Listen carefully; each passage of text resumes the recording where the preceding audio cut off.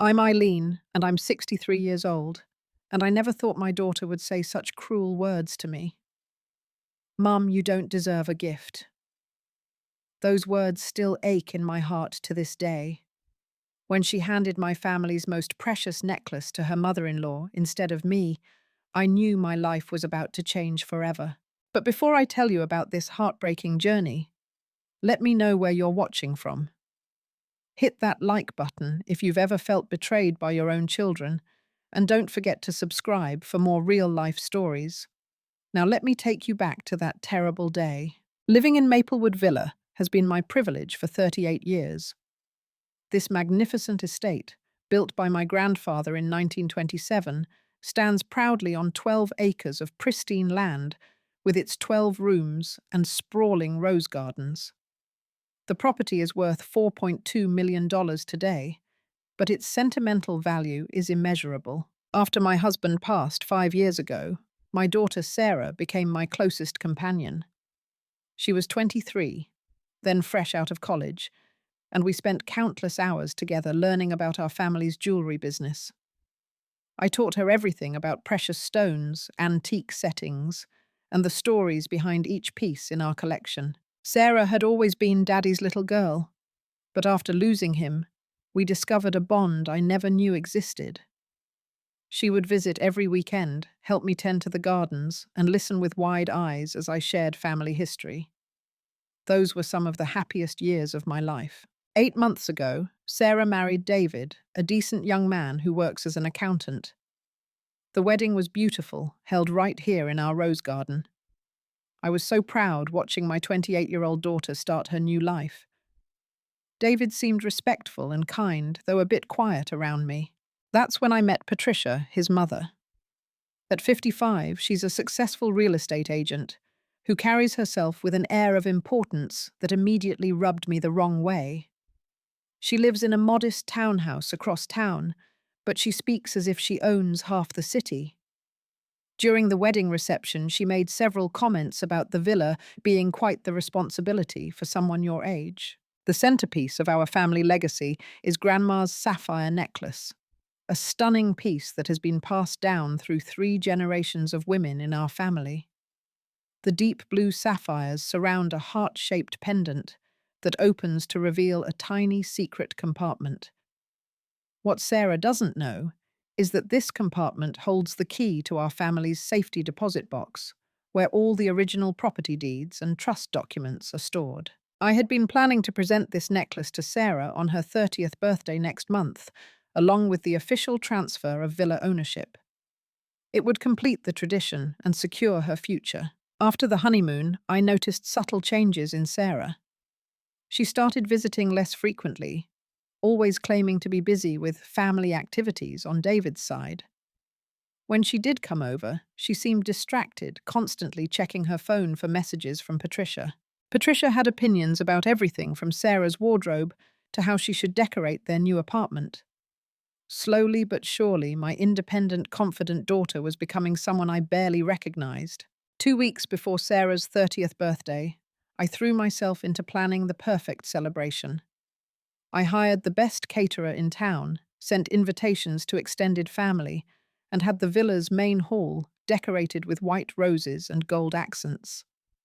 The sapphire necklace waited in its antique velvet box, ready for the moment I had dreamed about. But Patricia had other ideas. She started sending Sarah daily texts about how villa parties were too formal and stuffy for young people. She suggested a restaurant celebration would be more convenient and modern. I watched my daughter's enthusiasm for our traditional family gathering slowly erode. During a family dinner 3 weeks before the birthday, Sarah mentioned Patricia's concerns. She thinks big house parties are overwhelming, Mum. Maybe we should keep it simple this year. The words stung, but I tried to stay positive. Darling, this villa has hosted celebrations for 3 generations. Your great-grandmother's portrait is watching over us. Don't you want to honor that tradition? Sarah shifted uncomfortably. I know you mean well, but maybe it's time for new traditions. A week later, Patricia took Sarah jewelry shopping for what she called mother-daughter bonding. They returned with matching gold bracelet sets, and Sarah excitedly showed me their purchase. She didn't notice the disappointment in my eyes as she gushed about Patricia's modern taste and practical advice. That evening, I overheard Sarah on the phone with Patricia. I wasn't intentionally eavesdropping, but her voice carried from the garden room. I know Mum means well, but sometimes her taste is so old-fashioned. You're right, I should make my own decisions now. My heart sank. Was I really that out of touch? Was my love for our family traditions just stubbornness in disguise? I tried to rationalize that this was natural, that daughters need to grow up and make independent choices, but deep down I felt the first crack in our relationship. David mentioned during that same visit that Patricia had been asking detailed questions about the villa's history and value. She was particularly curious about property ownership and inheritance laws. At the time, I dismissed it as casual interest, but now I realize it was anything but casual. The birthday party betrayal happened so quickly, I barely had time to process it. 2 days before the celebration, Sarah called to say she was moving the party to Patricia's country club because our villa's plumbing had serious problems. This was completely false, as I had just had the entire system inspected and updated. I arrived at the villa that Saturday afternoon with catered food and decorations, only to find an empty house. The silence was deafening. I sat in our grand hallway, surrounded by generations of family portraits, feeling utterly foolish. At the country club, Patricia held court like a queen. She introduced me to other guests as Sarah's mother, who lives in that big old house all alone, her voice dripping with false sympathy. Sarah stood beside her, nodding along without defending me. The gift exchange was even more painful. Patricia presented an elaborate display of expensive presents, a diamond-studded watch, a designer handbag, and a complete jewelry set that cost more than most people's monthly salary. Each gift came with a speech about supporting young women's independence and understanding modern needs. When I presented the sapphire necklace, Sarah received it politely, but set it aside quickly. Her enthusiasm was clearly reserved for Patricia's flashy, expensive gifts. The necklace that represented 3 generations of love and tradition was treated like an afterthought. Later, while refreshing my makeup in the ladies' room, I overheard Patricia speaking to her friends. "Some parents just struggle to let go," she said with a knowing sigh. "They try to hold on to their children with expensive gifts and guilt trips. It's really quite sad." What broke my heart was hearing Sarah agree. "Mum still treats me like I'm 16. She doesn't understand I have a new family now." David pulled me aside before I left that night. He looked genuinely uncomfortable as he spoke. "Eileen, I want you to know that Patricia has been giving Sarah a lot of advice about how to handle what she calls demanding parents. I don't always agree with it." I drove home alone that night, the catered food untouched, the decorations still in their boxes. For the first time in my life, I felt truly abandoned in the villa that had been filled with love for decades. When I helped Sarah pack her gifts later, I noticed the sapphire necklace was missing from her jewelry box. When I asked about it, she casually said, "Oh, it's somewhere safe, Mum. Don't worry about it." The 2 weeks following Sarah's birthday were the loneliest of my life. My calls went unanswered. My texts received brief, cold responses. When I did manage to visit Sarah and David's apartment, Patricia was mysteriously always there, monitoring our conversations like a hawk. One Tuesday afternoon, Patricia showed up at my villa uninvited. Her excuse was checking on my well-being, but I could see her calculating eyes taking inventory of everything valuable. She walked through my home like an appraiser, commenting on maintenance costs, property taxes, and the burden of such a large house.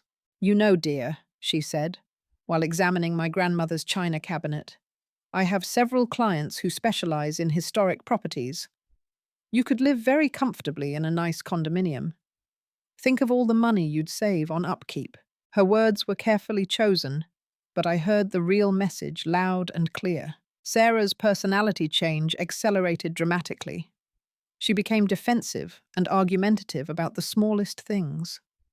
She criticized the villa as too isolated and unsafe for older people. She worried aloud about it being financially impractical for someone my age. Most painfully, Sarah started asking intrusive questions about my finances. She wanted to know about inheritance plans, trust funds, and property values. These concerns had clearly been planted by Patricia's helpful suggestions. When Patricia volunteered to host Thanksgiving dinner, excluding me from our traditional family gathering, Sarah agreed without even consulting me. I spent Thanksgiving alone for the first time in 63 years. The stress began affecting my health. I experienced chest pains that sent me to the emergency room, and though they turned out to be anxiety-related, the experience terrified me. Sarah accompanied me to the hospital, but spent most of the time texting Patricia updates instead of comforting me. Feeling desperate and confused, I quietly consulted my family lawyer about protecting my assets. That's when I learned something crucial. The sapphire necklace wasn't just a family heirloom. It contained the key to our safety deposit box, where all the original property deeds and trust documents were stored.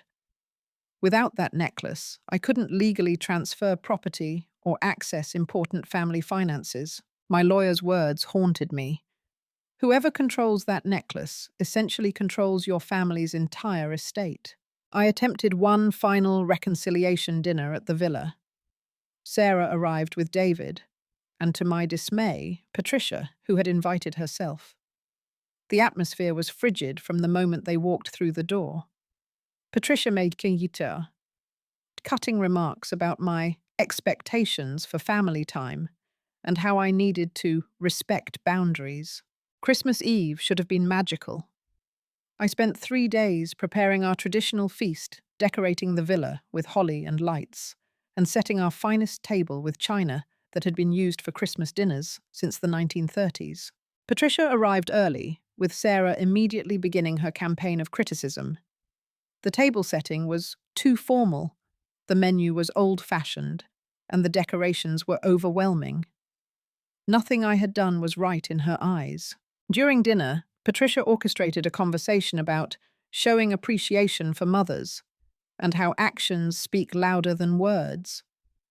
I should have seen what was coming, but I was still hopeful that Christmas magic might restore our family bond. Then Sarah stood up, her face glowing with excitement. I have a very special gift tonight for someone who has been more of a mother to me this year than anyone else. She walked to the sideboard and returned with a beautifully wrapped box. My heart leaped, thinking perhaps she had prepared something special for me after all. Instead, she placed the box in front of Patricia. Patricia, you've guided me through my first year of marriage with such wisdom and patience. You've helped me understand what it means to be an independent woman. Patricia opened the box with theatrical gasps of surprise.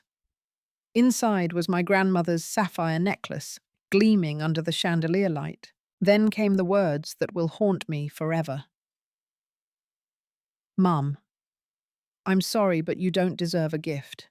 You've been selfish and controlling all year. Patricia has earned this. The room spun around me. I gripped the edge of the table to steady myself as Patricia clasped the necklace around her throat, her smile triumphant and cold. Sarah, darling, this is too much, Patricia said with false modesty. But I promise to treasure this beautiful piece forever. Sarah continued her speech, listing grievances that sounded like they had been rehearsed.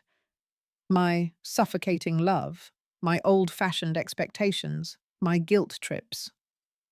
Every phrase sounded like Patricia's vocabulary, not my daughter's. David sat in uncomfortable silence, clearly distressed, but unable to find the courage to speak up for what was right. Patricia played her role perfectly, comforting distraught Sarah, while stroking the necklace possessively. She suggested I should take some time to reflect on my behavior and consider how my actions affect others. The final humiliation came when they asked me to leave early because tension isn't good for anyone. I was ejected from my own Christmas dinner, driving home through the snow. while my daughter celebrated with the woman who had stolen her love and our family's heritage. Alone in the villa that night, I realized the full scope of what I had lost. Not just my daughter's affection, but the key to our entire family legacy. Patricia now possessed the one item that controlled access to property deeds, trust documents, and financial accounts built over 3 generations. I spent the week between Christmas and New Year's going through every family document in my possession. My lawyer confirmed my worst fears without the necklace's hidden key. I was locked out of the safety deposit box containing original property deeds and trust documents. More devastating, I discovered that Patricia had been researching my financial situation. She had debt problems from recent real estate investments and needed money desperately. Her plan was becoming clear. Convince Sarah to sell the villa for my own good, position herself as the listing agent, and collect substantial commissions from the sale. I hired a private investigator who uncovered Patricia's true financial situation. She owed over $200,000 to various creditors and was facing foreclosure on her own home. Her manipulation of Sarah wasn't just cruel, it was calculated and desperate. Armed with this information, I developed a strategy. I would confront Sarah with evidence of Patricia's true motivations while demanding the necklace's return. If Sarah had truly been manipulated, seeing proof might open her eyes. I spent hours with a therapist learning about manipulation tactics and practicing how to set firm boundaries. For the first time in months, I felt like I was taking control instead of being a victim. I invited Sarah and David for what I called an important family discussion about estate planning. I deliberately did not invite Patricia. When they arrived, I could see the guilt in Sarah's eyes. Deep down, she knew she had crossed a line that couldn't be uncrossed. Sarah. I began spreading documents across the dining table. I need to show you something about Patricia that you don't know. I presented bank statements showing Patricia's debt legal documents, revealing her impending foreclosure, and evidence of her researching villa property values and inheritance laws. Your mother-in-law has been planning this for months, I explained. She needs money desperately, and she's been grooming you to convince me to sell this house. Sarah's face went white. That's not true. Patricia loves me like a daughter. Then why? I asked, pulling out the final piece of evidence. Has she been meeting with real estate appraisers and calculating commission rates on a $4.2 million sale? The documentation was undeniable. David took his wife's hand as the reality sank in. There's something else you need to know about that necklace, I continued. It's not just a family heirloom. The heart pendant contains a key to our family's safety deposit box. Without it, I cannot access property deeds, trust documents, or transfer ownership to you. Patricia now controls our entire family legacy. Sarah began crying, the full scope of her manipulation finally clear. Oh God, Mom, what have I done? You need to get that necklace back immediately, I said firmly. And Patricia can never be involved in our family decisions again. Sarah called Patricia right then, begging for the necklace's return. Patricia's true nature emerged instantly. She refused, claiming the necklace was now rightfully hers and demanding $50,000 for its return. Don't you dare threaten me, you spoiled little girl. Patricia snarled into the phone, her mask finally dropped. I've worked too hard for this to let you ruin everything now. Sarah heard Patricia's real voice for the first time, and the spell was finally broken. What followed was a legal battle that exposed Patricia's complete manipulation scheme. I filed police reports for theft and civil lawsuits for fraud and elder abuse. Patricia's real estate license came under investigation for unethical conduct. When confronted with evidence in court, Patricia revealed her true personality completely. Gone was the charming, caring mother figure. In her place stood a desperate woman who had calculated every move to steal from my family. The court ordered the necklace's immediate return. Patricia was forced to comply and faced criminal charges for theft and fraud. Her real estate career ended in scandal, and her financial problems multiplied with legal fees. Sarah spent weeks in therapy, working to understand how completely she had been manipulated. She wrote me a 10-page letter acknowledging the pain she had caused and promising to rebuild our relationship through actions, not just words. We began family counseling together, working through the aftermath of Patricia's manipulation. It was difficult, sometimes painful work, but it taught us both valuable lessons about communication and boundaries. I updated my will with stronger legal protections and ensured Sarah understood the full responsibility of our family legacy. We created safeguards against future manipulation attempts. Patricia faced serious consequences for her scheme. She lost her real estate license, filed for bankruptcy, and her relationship with David's family ended permanently. David apologized to me for his silence and committed to supporting his wife's reconciliation with me. Family gatherings resumed at the villa, but they were different now, deeper somehow. We had learned to value what we had nearly lost. Sarah matured through this experience in ways I never expected. She learned the difference between healthy independence and disrespectful abandonment. More importantly, she understood that making her own decisions didn't require rejecting family values.